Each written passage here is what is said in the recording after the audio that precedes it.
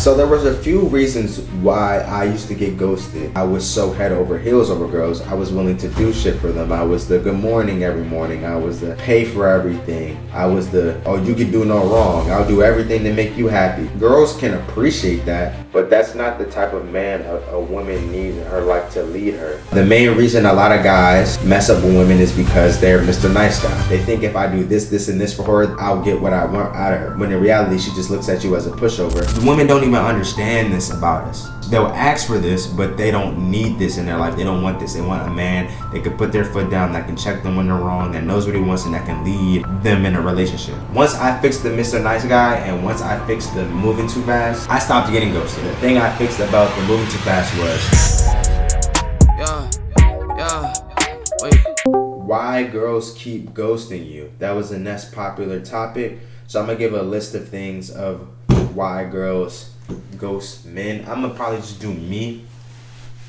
Customers or not. I have approached customers before. I've gotten customers' numbers and shit like that too. Alright, so my main reason for getting ghosted, chat, was right, and I'm telling y'all the story in my position because I don't know y'all personally. But pay attention to my story because y'all may relate. And then we'll get questions in a little bit.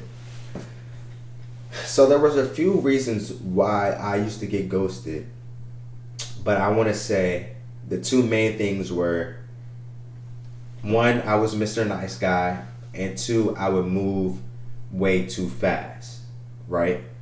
I'll break those down. I'll do Mr. Nice Guy first because that was the easiest, and I think we just talked about it not too long ago, right? So all a nice guy is somebody that is willing to put everything else, everybody else over himself. And he also has the expectation for people to do the same. Because he's doing this for other people, he expects it out of other people. That's where we go wrong because this is a very selfish world that we live in, right? I used to fumble because I was so head over heels over girls. I was willing to do shit for them. I was the good morning every morning. I was the pay for everything. I was the, oh, you can do no wrong. I'll do everything to make you happy, right? And girls can appreciate that, but that's not the type of man a woman needs in her life to lead her, right? She wants to be able to be led by somebody who can make a decision for his own. And me being the nice guy, I was never making decisions on my own. I was always making decisions for her. And the one thing I learned about a girl is she's indecisive. So she can make a decision and not even be happy with it. Opposed to if I made the decision, if I would have made the decision based off of how I was and my logic behind it, she would have had no choice. Matter of fact, it would have been better for her because she would have been able to turn her brain off. You feel me? So I feel like the main reason a lot of guys mess up with women is because they're Mr. Nice Guy, right? They think if I do this, this, and this for her, I'll get what I want out of her. When in reality, she just looks at you as a pushover, and not even on no bully shit or no oh shit. The women don't even understand this about us. Like that's the thing. Women won't even understand this. They'll ask for this, but they don't need this in their life. They don't want this. They want a man that can put their foot down, that can check them when they're wrong, that knows what he wants, and that can lead them in a relationship. And a nice guy can never do that because, like I said, he puts the woman on a pedestal, and it's hard to follow a man who is doing everything for the woman. So that was the first thing. Yeah, it takes hours, my man. Now the second thing that had caused me to tap the likes. Let me get to 5,000 likes. If y'all in here and I'm dropping game, all I ask, I'm not gonna ask y'all to join nothing. All I ask is y'all to like it up because we need more people in here. I'm dropping game. The second thing was moving too fast, right? So I can tell y'all the reason why I was moving too fast. It's a lot deeper, and I need y'all to pay attention here because I break this down in my Patreon. And the real reason is I always move too fast simply because I didn't know exactly what I want, right? I thought I knew what I wanted, but I didn't know what I want, right? So I wanted a pretty girl, right? If I got a pretty girl, I was doing anything and everything to keep her just because she was pretty, and that's what I wanted, right? I wanted a girl who may have been clingy, and most girls are naturally going to be that way, right? So if I had those two things in a girl, I was cool. I was doing anything just to keep her, which is where I went wrong, right? Because of those things, if I got those two things, I was already ready to lock in, moving way too fast, right? Uh, and I can say women have more game than men. I'll say that women do have more game than men. Women have been in more probably situations where she was talking to a guy and it just didn't work out because she just understands that we may not all be compatible. What's up, Woods? We may not all be compatible, right? So the fix to me, once I actually fixed these two things, and there was an additional one that I'll add. Once I fixed the Mr. Nice Guy and once I fixed the moving too fast, I stopped getting ghosted, really. And then the last thing I'm gonna tell you, and the thing I fixed about the moving too fast was I joined a Patreon, got a mentor, and he broke down what it was to have self love, self value, and to have boundaries, right? And these are the things that you really look for in a relationship, right? You discover what the things that you like are, you discover what the things that you dislike are, and then you make your decisions aligned based off that, right? And you can't expect anybody to know you. We're all different people, so you do have to properly communicate this to a person that you're dealing with or talking to. But if you see somebody that cross your boundaries, you don't have to automatically cut them off. You can check them on that respectfully. Doesn't have to be rude, doesn't have to be aggressive. You don't have to cuss, you don't have to yell. You check them on that, right? If this is a person that genuinely likes you for who you are, because they like you, they will do it for you. They will, okay, he doesn't like this, so I'm not going to do it. If they don't do it, they already broke that double R rule, receptive and reciprocation. She's not willing to change something that you don't like because she just doesn't like you enough, right? If her mom tells her not to tell her shut up, she's not going to tell her mom to shut up. She knows better. She respects her enough, right? So the fact that she doesn't remember what I say shows that she must not respect me enough, because if she did, she would know better. Or even for the most part, when girls try to tell me shut up, I check them and they know I don't play about that. I get super serious. So they'll catch themselves before I even say anything. They'll catch themselves before I even say anything. And if I didn't have my boundaries set in place, then I would probably let it slide. But the thing about me having my boundaries in place and checking them is they gain respect, right? That is the thing that they look for in a man, somebody that they can lead, somebody they can respect.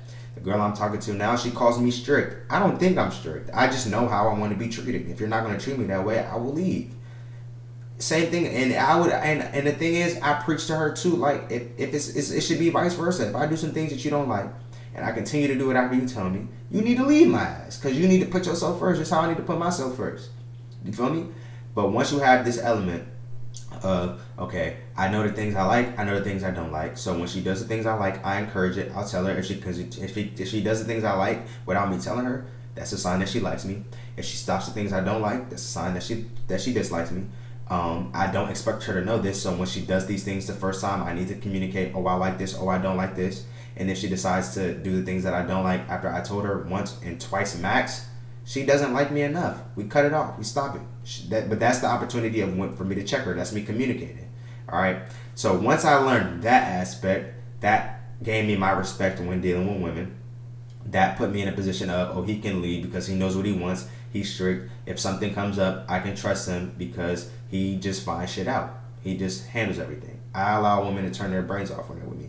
Also, that goes hand in hand with me not being Mr. Nice Guy. I put my foot down when I don't like something. I'm going to speak up. Call it sassy. I don't give a fuck what you call it. It's me having my boundaries. Me respecting myself. If you can't respect me, I don't want you around. But you have to learn how to love yourself, respect yourself, and value yourself so that you can peep when somebody else is doing the same for you. And that's the type of person you want to be with, because they're going to love you, respect you, and value you the way that you do. They're going to be a reflection of how you are for yourself. So you shouldn't really even be dealing with girls till you get this part done. And that's what I tell them in Patreon. But yeah, so there we go. Anybody have any questions on getting ghosted, like why they keep getting ghosted, right? I can tell y'all, majority of y'all problems is probably going to be because you don't know how to put your foot down, and also y'all move too fast. Because y'all will be like, oh, we went on a date and everything went well. Well, you probably showed your hand too much too soon, right? Also, another thing is too high expectations. Y'all have to realize that everything's not going to work out anyway. That's in one. And then, what's the last one? I just had one in my head as far as ghosting. Oh, the last thing that really stopped me from getting ghosted is I stopped texting girls. I started getting them on the phone. So if I got a girl's number or Instagram, I'm texting her to set up a phone call, like every time. Like if she don't want to get on the phone, she just don't like me enough. Because a girl that likes me enough or is interested enough will hop on the phone with me. Because I'm going to tell her that I don't like to text. I like to get on the phone when I get to know somebody. I like to hear voices when I'm getting to know somebody. Things of that nature, right? So those are the things that I improved, that I changed in order to stop, or at least limit me from getting ghosted. Like, I understand that everybody's not going to be compatible. I may say something to a girl that she don't like and she may not talk to me tomorrow. But at the end of the day, I bet I was honest. And for the most part, it don't happen to me no more. So when is it the best time to approach? Last question. There is no best time to approach. Now, I do notice that you can approach doing anything, right? I'm more conservative. I'm a more conservative approacher. So I like to approach girls that are by themselves. Typically a girl I like approaching girls by themselves. Simply as that. Like, I'll approach a girl who's sitting by herself. I'll approach the lady at the cash register, a lady at a restaurant. If they're by themselves, that's me. Because I don't want any distractions. But I was with Y&D and my boy CEO M. They'll go approach a girl who's on the phone. They'll literally go approach a girl that's on the phone. They don't give a fuck. So there's no limit to it. It's really whatever your beliefs are. We all have limited beliefs. I may encourage you to do it anyway. I just have my own method. Like, I'm gonna do what I want to do. What to do if she approached me, but she takes hours to apply. So I don't give a fuck how long a girl takes to reply to me. My whole thing is, if I want girls to reply to me instantly, I'm going to either talk to her on the phone or I'm going to link her in person. If I care that much about a reply, I might as well talk to her so I can get an instant reply. That's one. Also, two, you could just care too much. You could be, you probably need to do something else with your time to distract you. Get busier in your life. Focus on something where you're putting yourself first. Going to the gym, working on a craft, learning a new skill. These things actually take time away from you worrying about how long it takes for her to text you back. I had questions about approach already. Y'all missed it. So I'm running out of time. So let me get through these last few points and then I'll open up Q&A.